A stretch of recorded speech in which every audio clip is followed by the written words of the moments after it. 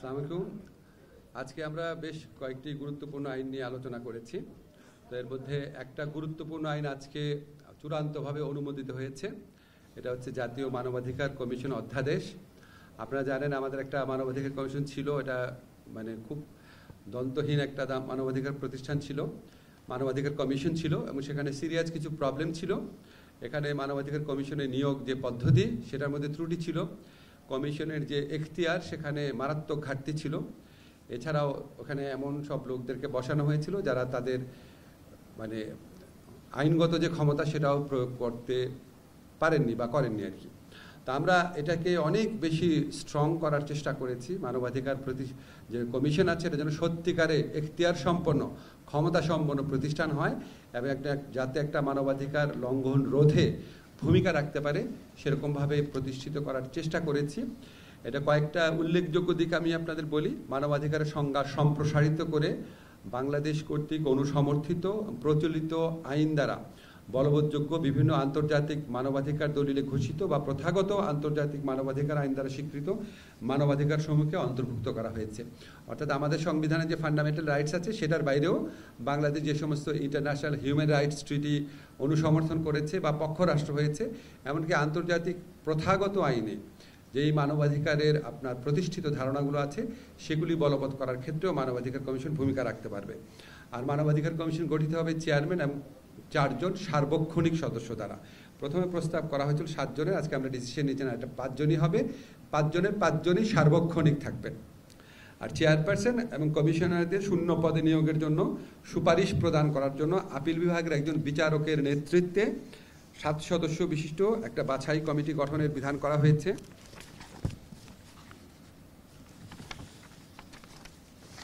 মানবাধিকার রক্ষার কাজ করা অভিজ্ঞতা সম্পন্নদের, মানে আমরা নিয়োগ পদ্ধতিটা একটু চেঞ্জ করেছি, একটা গণবিজ্ঞপ্তি যাবে, প্লাস কমিশনও সহযোগে কিছু নাম কালেক্ট করবে। আপনারা উচ্চ আদালতে বিচারকদের নিয়োগের ক্ষেত্রে যে আইনটা দেখেছেন সেরকমই অনেকটা করা হয়েছে। কমিশন সাক্ষাৎকার নিয়ে সাক্ষাৎকারের ভিত্তিতে নিয়োগ প্রদান করবে বাছাই কমিটি।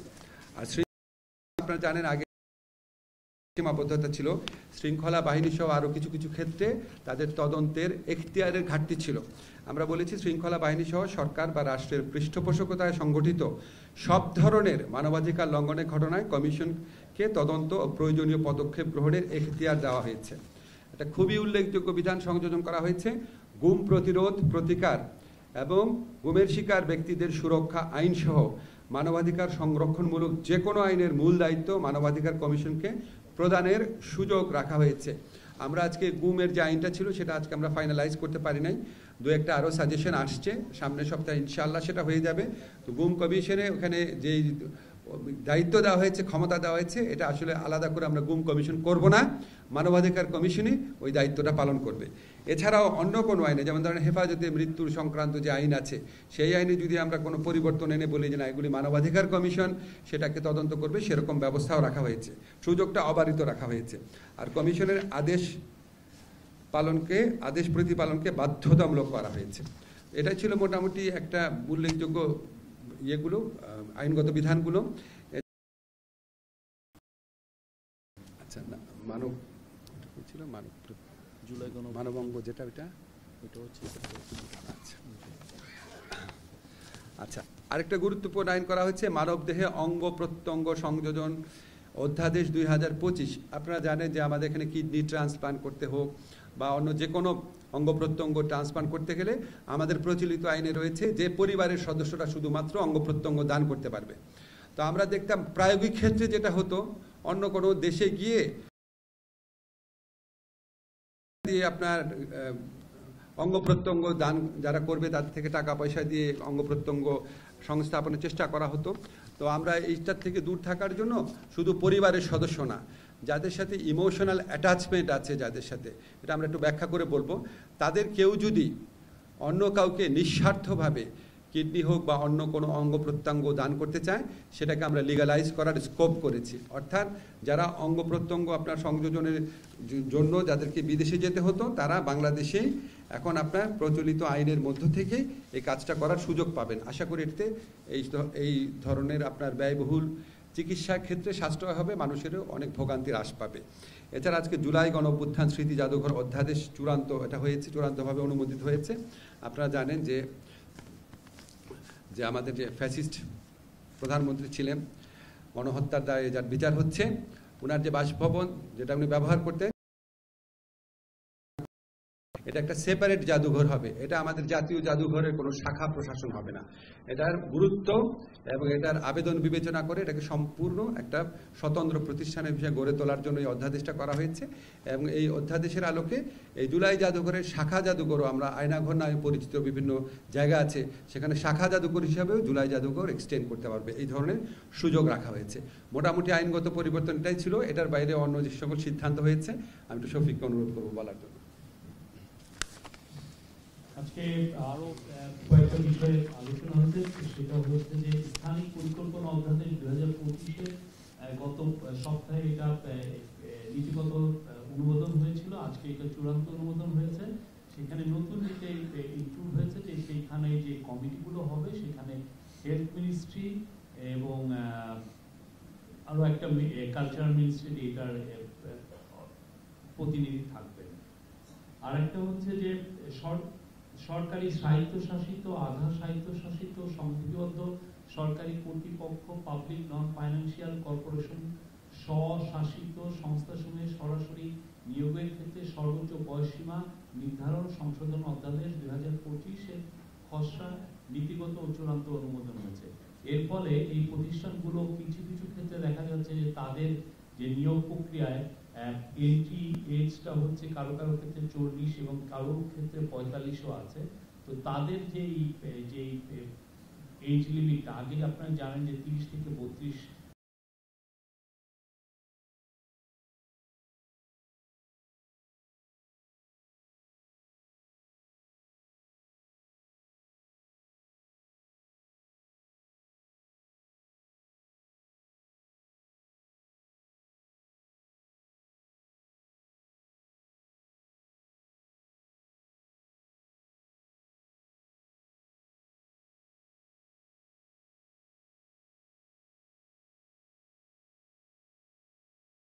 একজনের পিছনে অনেক যা খরচ হয়েছে, তার মধ্যে সর্বোচ্চ একজনের পিছনে 8 কোটি টাকা খরচ হয়েছে।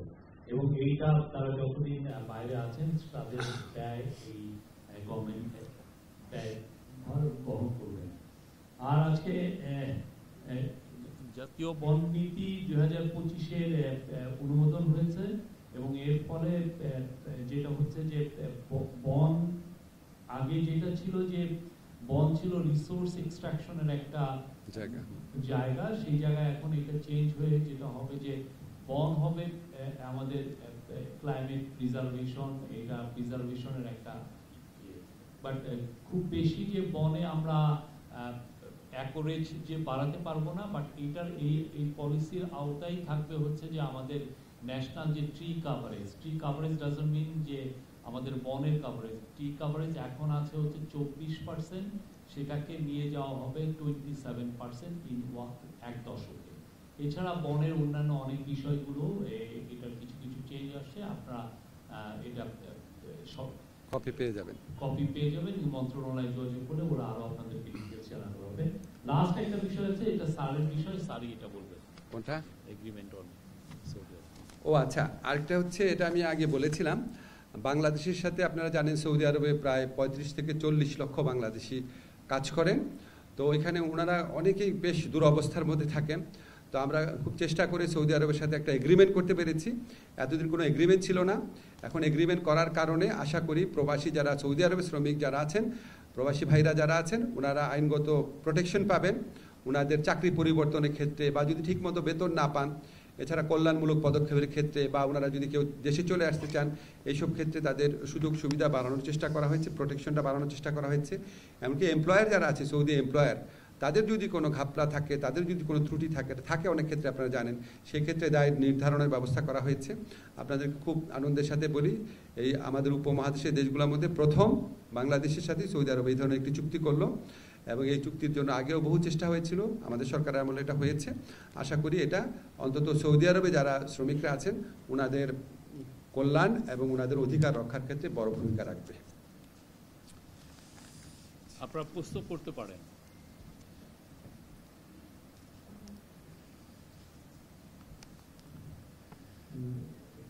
প্রশ্নটা একটু বাইরে বলতে চাই। আজকে এই উপদেষ্টা পরিষদের সিদ্ধান্তের বাইরে, সেটা হলো যে খসড়া যেটা ঐক্যমত্য কমিশন সেটা তো উপস্থাপন করেছে, এইটা কি উপদেষ্টা পরিষদের পাশ হয়েছে কিনা এক নম্বর প্রশ্ন। আর দ্বিতীয় হলো যে এটা নিয়ে হ্যাঁ না পর্যায়ে চলে গেছে রাজনৈতিক দলগুলোর মধ্যে। দেখা যাচ্ছে যে বিএনপি এটাকে হ্যাঁ বলছে, জামাত অন্য সমস্ত না বলছে, জামাত অন্যরা এটাকে হ্যাঁ বলছে। এটা কি ইলেকশনের আগে একটা অনৈক্য পরিস্থিতি তৈরি হবে? জি, আপনি যেটা বলেছেন এটা দুর্ভাগ্যজনক। 270 দিন যাবৎ আলাপ আলোচনা করে আলাপ আলোচনার পর আমরা প্রধান রাজনৈতিক দলগুলোর বক্তব্যের মধ্যে যে অনৈক্যের সুর দেখছি, এটা হতাশাব্যঞ্জক। এবং এই তীব্র বিরোধের মধ্যে কিভাবে সমঝোতার দলিল পাশ হয়, এটা খুব দুরূহ একটা চ্যালেঞ্জ আমাদের সামনে এনে দিয়েছে। ওনাদের তো আসলে ঐক্যবদ্ধ হয় নাই কিছু ভাইটাল প্রশ্নে। এর আগে আমরা জেনেছিলাম যে কন্টেন্ট নিয়ে বিরোধ ছিল, যে সংস্কার যে বিষয়বস্তু সেটা নিয়ে বিরোধ ছিল, এটা আমি জানতাম। এখন আবার দেখলাম আরও 2 ধরনের বিরোধ বেরিয়ে হয়েছে। একটা হচ্ছে এটা আপনার কি পদ্ধতিতে পাশ করা হবে, আরেকটা হচ্ছে এই জন্য গণভোট হলে গণভোট কবে হবে। এবং এত দৃঢ় এবং পরস্পর বিরোধী এবং কি বলবো উত্তেজিত ভূমিকা নিয়েছে রাজনৈতিক দলগুলো যারা জুলাই গণঅভ্যুত্থানের পক্ষ ছিল। তা আপনারা যদি এরকম একটা ভূমিকা নেন তাহলে সরকার কি করবে আমরা ঠিক বুঝতে পারছি না। যে এতদিন আলোচনার পর যদি আপনাদের ঐক্যমত না আসে, তো এখন আমরা আসলে কিভাবে কি করবো, এটা নিয়ে সত্যি আমাদেরকে একটু চিন্তা করতে হচ্ছে। আজকে আমাদের এমনি জেনারেলি একটা আলোচনা হয়েছে যে অনৈক্যের বিষয়গুলো। একটা হচ্ছে আপনারা জানেন ঐক্যমত্য কমিশন 2টা বিকল্প দিয়েছে। একটা হচ্ছে আপনার জুলাই সনদ বাস্তবায়ন আদেশ, তারপর গণভোট, তারপরে 270 দিন মধ্যে না হলে স্বয়ংক্রিয়ভাবে আপনার সংবিধান সংশোধন হয়ে যাবে। তো এটা একটু এরকম কোনো নজির আছে কিনা বা এটা আদৌ সম্ভব কিনা, এটা আমরা দেখব। আর এটা হচ্ছে এই দায়িত্ব নির্বাচিত সংসদের হাতে ছেড়ে দেওয়া। এই 2টা আপনার বিকল্পের মধ্যে কোনটা আসলে বেশি গ্রহণযোগ্য সেটা নিয়ে রাজনৈতিক দলের মধ্যে তীব্র মতবিরোধ রয়েছে। আর গণভোট কবে হবে ওটা নিয়ে তো বিরোধ তীব্রতম পর্যায়ে পৌঁছে গেছে বোধহয়। তো এইসব ব্যাপারে একটা সময় আমাদেরকে সিদ্ধান্ত নিতে হবে। সিদ্ধান্ত নেবেন প্রধান উপদেষ্টার নেতৃত্বে আমরা থাকবো, আমরা ওনাকে সহায়তা করার জন্য থাকবো। সিদ্ধান্ত এটা কোনো পার্টিকুলার কেউ নেবে না, এটা আপনারা নিশ্চিত থাকেন। এই সিদ্ধান্ত প্রধান উপদেষ্টা নেবেন। আমাদের সাথে কনসাল্ট করার প্রয়োজন হলে উনি কনসাল্ট করবেন এবং আমরা যে সিদ্ধান্ত নিব সেখানে আমরা দৃঢ় থাকব। আর সিদ্ধান্ত খুব দ্রুত নেওয়া হবে। আমি মোহন একাত্তর কাজ করি, একটু জিজ্ঞেস করলাম যে গণভোট নিয়ে যে বিষয়টা হচ্ছে আপনি উত্তর দিয়েছেন, তারপর আবার জিজ্ঞেস করি জামাত আজকে বলছেন যে আজকের মধ্যে বা আগামীকালের মধ্যে আদেশ জারি করতে হবে এবং বিএনপি বলছে যে এটা আসলে সরকার জনগণের সাথে এই ধরনের প্রতারণা করেছে। গণভোটটা কি নভেম্বরে হচ্ছে নাকি ইলেকশনের দিন হচ্ছে? আপনাদের এই বিষয়টা কোনো আলোচনা হয়েছে? আমাদের দুইটা অপশন নিয়েই প্রাথমিক কথাবার্তা হয়েছে, কোনো সিদ্ধান্ত হয়নি।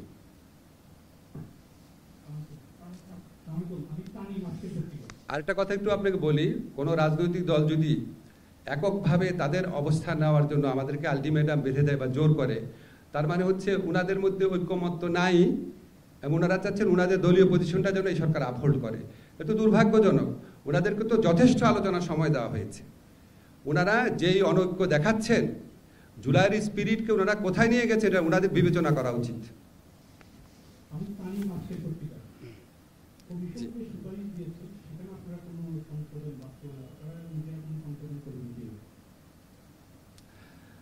দেখেন, এটা তো কমিশনের সুপারিশ, আমরা তো কমিশনের সুপারিশ নিয়েছি। সুপারিশটা আমরা কিভাবে বাস্তবায়ন করব সেখানে সরকারের স্বাধীনতা রয়েছে, এটা আমাদের প্রধান উপদেষ্টা ডিসাইড করবেন।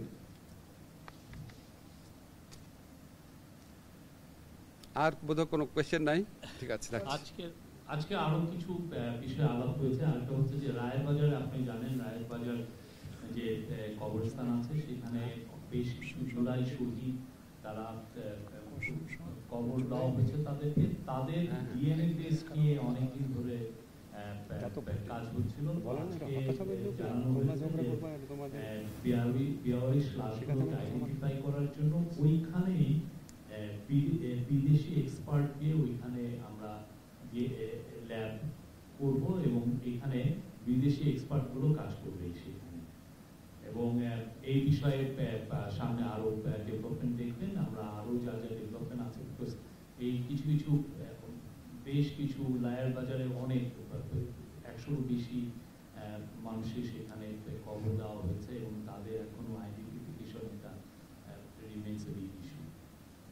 আর অন্যান্য মধ্যে বন সংরক্ষণের ব্যাপারে যেটা হচ্ছে যে সেই বন নীতি 1984 সালে ছিল, সেটাকে রিপ্লেস করা হবে এবং বনের মধ্যে মূল ইয়েটা হচ্ছে যে ইন্টারন্যাশনাল বনের উপরে, ফরেস্ট্রির উপরে যত কনভেনশন আছে সবগুলোকে এখানে আপলোড করা হচ্ছে এবং বনের বিরুদ্ধে, বনের মধ্যে বন বিরুদ্ধ ব্যবহার নিষিদ্ধ করা হয়েছে। মানে বনের বিরুদ্ধে যে সমস্ত কাজ আগে হতো, যে দেখতেন যে ইলিগাল লগিং হতো এবং এর ফলে আমাদের রেয়ার কিছু গাছ যেগুলো আমাদের এনভায়রনমেন্টের গাছ, সেগুলোকেও আমরা পোচিং করে ফেলেছি বা এটাকে একদম খালি করে দেওয়া হয়েছে।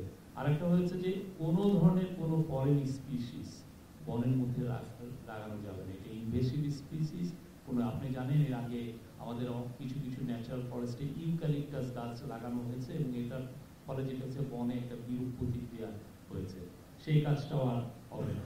আর এটার সাথেই মানে কাঠ আমদানি বাড়ানো হবে যাতে বাংলাদেশের বন বা বাংলাদেশের গাছের উপরে বেশি ভার না পড়ে। Thank you. এই ছিল আজকে। আর যদি আপনাদের এই আজকের বিষয়গুলো নিয়ে কোশ্চেন থাকে প্লিজ করবেন, কমিশন নিয়ে আমরা আর কোনো কোশ্চেন নিব না। Thank you. মনে হয় না কমিশন ছাড়া কোনো প্রশ্ন আছে? একটা প্রশ্ন করতে চাই। জি, আজকের সম্পর্কিত আরেকটি ভিন্ন বিষয়। প্রথমে তাহলে ভিন্ন বিষয়টাই বলি। আপনি গত প্রেস কনফারেন্স, আমার নাম মনিরুজ্জামান উজ্জ্বল, জাগরণ থেকে বলছিলাম। গত প্রেস কনফারেন্সে আপনি বলেছিলেন দেশের একটা চেঞ্জের ব্যাপারে, যে একটি দল চাইলে প্রতীক নির্বাচন করতে হচ্ছে কিন্তু প্রতীক পাবে না। এ নিয়ে কিন্তু রাজনৈতিক দলগুলো তাদের প্রতিক্রিয়া জানিয়েছে এবং তাদের সঙ্গে এটা নিয়ে এখন কিছু বলতে যাচ্ছি না, এটা বিবেচনা করা হয়তো হতে পারে। ঠিক আছে। মানব দেহ সংযোজন আইন যেটা বলছেন, এটা একটু বিস্তারিত আমরা পাবো কিনা, কারণ এটি কিন্তু মিসইউজেরও সুযোগ রয়েছে। আপনার মিসইউজের আপনি যেটা ভালো প্রশ্ন করেছেন। এখন আপনার ধরেন যারা ইমোশনালি অ্যাটাচ, উনি নিঃস্বার্থভাবে দিচ্ছে কি না, নাকি এটা আসলে কিনে নেওয়া হচ্ছে গরিব লোকের থেকে, এটা ডিটারমাইন করার জন্য একটা একদম ডেডিকেটেড কমিটি থাকবে। আমরা ওই মিসইউজের কথাও চিন্তা করেছি, মিসইউজ যাতে দূর হয় সেটার জন্য ইনবিল্ড সিস্টেম এখানে আছে, আপনারা কপি পেয়ে যাবেন। শেষ, লাস্ট কোয়েশ্চেন বলেন। জুলাই সনদের উপরে নির্বাচনটা নির্ভর করছে, এটা হচ্ছে পলিটিক্যাল পার্টির এক ধরনের স্ট্যান্ড। এখন এই যে অনৈক্য তৈরি হচ্ছে বাস্তবায়ন, জুলাই সনদ বাস্তবায়ন নিয়ে, এটা নির্বাচনের উপরে আসলে কি ধরনের প্রভাব ফেলবে আপনারা মনে করেন? শোনেন, যেটা বলুক, আমরা ফেব্রুয়ারির প্রথমার্ধে জাতীয় নির্বাচন করব, ঠিক আছে? আর পার্লামেন্টের সংস্কার করার কোনো দায়িত্ব থাকবে না, সব আমাদেরই করে যেতে হবে। এটা তো কোনো আপনার মানে না, এটা তো কোনো বেদবাক্য না। আমরা যতটুকু পারা যায় করে যাব, সম্ভব হলে সবই করে যাব, বাট এর জন্য রাজনৈতিক দলে ঐক্যমত লাগবে। আর নির্বাচন হয়ে গেলে আমাদের তো থার্ড যে পন্থা আছে সেটা তো হচ্ছে একটা নির্বাচিত সংসদ, একটা আপনার কনস্টিটিউয়েন্ট সংবিধান সংস্কার সভা হিসাবে কাজ করবে। তো ওনাদেরও তো দায়িত্ব আছে। কাজে এটার সাথে এটা আমরা রিলেট করে দেখছি না। ফেব্রুয়ারিতে প্রথমার্ধে জাতীয় সংসদ নির্বাচন আয়োজন করতে আমরা বদ্ধপরিকর। আমরা নারী সাংবাদিকদের থেকে কোন নারী তিথি, তারপরে অন্যান্য কিছু, তারপর মারুফা, এদিকে সুইটি, যে কোনো একজন। আপনি বললেন যে ফেব্রুয়ারির প্রথমার্ধে নির্বাচন হবে, সেক্ষেত্রে জুলাই কেন্দ্রিক সড়ক কেন্দ্রিক যে অনেকটা তৈরি হয়েছে রাজনৈতিক অঙ্গনে, সেটি কোনো প্রভাব ফেলবে না। রাজনৈতিক অঙ্গনে যখনই আমরা দেখি যে অনেকটা তৈরি হয়, তখনই দেশে বেশ একটা অস্থিতিশীল অবস্থার মধ্যে চলে যায়। এছাড়া তো আন্তর্জাতিক বিভিন্ন ষড়যন্ত্রগুলো আছে, সেটা আপনারা আসলে কিভাবে মোকাবেলা করবেন? এটা মোকাবেলার দায়িত্ব আমাদের এবং একই সাথে রাজনৈতিক দলগুলোর। যারা আপনার জুলাই অভ্যুত্থানের পক্ষে ছিল তাদেরকে এই জিনিসটা মাথায় রাখতে হবে যে তাদের মধ্যে যদি ন্যূনতম ঐক্য না থাকে, আমরা তো এই সরকার তো এক ধরনের ঐক্যমতের সরকার, আমরা সরকারটাও তো এক ধরনের ঐক্যমতের সরকার। আপনারা জানেন এই সরকারের প্রত্যেকটা সদস্যের ক্ষেত্রে এই প্রধান 3টা যে রাজনৈতিক শক্তি আছে এবং যারা গণঅভ্যুত্থানের পক্ষ ছিল তাদের সবার সম্মতি ছিল। এখন আমরা এই ঐক্যমতের সরকার যদি কোনো পরবর্তী বিষয়ে যদি রাজনৈতিক দলগুলোর মধ্যে তীব্র অনৈক্য থাকে, তাহলে তো তার কনসেপচুয়ালি একটা পক্ষ নিলে তারা ঐক্যমতের সরকারের পজিশনে আর থাকে না। এই বিবেচনাগুলো আমাদের মাথায় রাখতে হয়। আমাদের জন্য কাজটা অনেক সহজ হতো যদি এই জুলাই গণঅভ্যুত্থানের পক্ষরা যে শক্তিগুলো আছে তারা যেভাবে ফ্যাসিস্ট গণহত্যাকারীকে দেশ থেকে তাড়িয়েছিল, তখন তারা শুধু ওই একটা লক্ষ্যের কথাই চিন্তা করতো। তারা যদি সেরকমভাবে ঐক্যবদ্ধ থাকতো তাহলে এত অসুবিধা হতো না। এত মানুষের এত টেনশন, এত দিনের আলোচনা, এত কিছু লাগতো না। তো এখন আমাদের এই ডিফিকাল্ট পজিশনের মধ্যে দিয়ে আমাদেরকে যেতে হবে। আমরা আমাদের দায়িত্ব পালন করব, রাজনৈতিক দলগুলোকে অবশ্যই তাদের দায়িত্ব পালন করতে হবে। শুধু আমাদের উপর দোষারোপ করে ওনারা ছেড়ে দিল, তো এটা তো মানুষ তো বোকা না, মানুষ তো দেখছে ওনারা কি ধরনের আচরণ করছেন। জহিরুল, আমি কর্মরত। আপনি বলছেন সৌদিতে প্রবাসীগণ আইনগত সহায়তা পাবে। আমার প্রশ্ন হচ্ছে, আমরা দেখেছি প্রতি বছর প্রায় অনেক বাংলাদেশি তারা ভিন্ন পথে সৌদিতে গমন করেন, তাদের ক্ষেত্রে এই আইনটা প্রযোজ্য হবে কিনা? ভিন্ন পথে যারা পরিচালনা করেন তাদের ক্ষেত্রে আইনটা প্রযোজ্য হবে এইভাবে যে আমরা আমাদের পক্ষ থেকে কিছু লিগ্যাল অব্লিগেশন নিয়েছি যেটাকে স্টপ করার জন্য। সৌদি গভর্নমেন্টও এই ধরনের কিছু লিগ্যাল পদক্ষেপ নেবে যে তাদের যারা এমপ্লয়ার আছে বা ওদের দেশে যারা এই প্রক্রিয়ার সাথে ইনভলভ আছেন তাদেরকে জবাবদিহিতার আওতায় আনা হবে। এই ধরনের প্রভিশন এই আইনের মধ্যে রয়েছে। এখন আপনি জানেন আইন তো সোজা, চুক্তি প্রণয়ন সোজা, বাস্তবায়ন কঠিন। এই চ্যালেঞ্জটা থাকবে, আমরা চেষ্টা করব। ঠিক আছে। স্যার যেটি বলছিলেন যে বারবার করে যে ঐক্যের ব্যাপারটা এখন এত বাজে রকম অনৈক্যের মধ্যে এসে পড়েছে যে ব্যাপারটা খুবই দুঃখজনক। এই ব্যাপারে আপনারা মানে সরকার পক্ষ বা দলগুলো সচেতন আছেন কিনা যে যাদেরকে ঐক্যের মাধ্যমে যারা বিদায় করেছেন তাদেরকে আবার আসার সুযোগ তারা করে দিচ্ছেন কিনা, যে ব্যাপারে তারা সবসময় দলগুলো বলে আসছে যে তারা আসলে খুব করে চায় না তারা ফিরে আসে। এই ব্যাপারে কতটুকু আপনারা সতর্ক বা সতর্ক করছেন কিনা দলগুলোকে? ওনারা এই অন্তত বড় 2টা দল, ওনারা প্রায় 40-50 বছর যাও পলিটিক্স করছেন, ওনাদের অনেক নেতা। তো ওনাদেরকে আমাদের শেখাতে হবে। তো ওনারা যদি এটা না বুঝতে পারেন তাহলে তো এটা মানে আমাদের বলা, ওনাদের আমাদের কিছু শেখানোর নাই। বরং আমরা ভাবতাম যে ওনাদের ঐক্যের মধ্যে দিয়ে বাংলাদেশের মানুষ অনেক কিছু শিখবে। তো সেখানে কিছু ক্ষেত্রে এটা ওনারা সফল হয়েছেন, কিছু ক্ষেত্রে খুব নিদারুণভাবে ব্যর্থ হচ্ছেন, খুব দুঃখজনক। Thank you.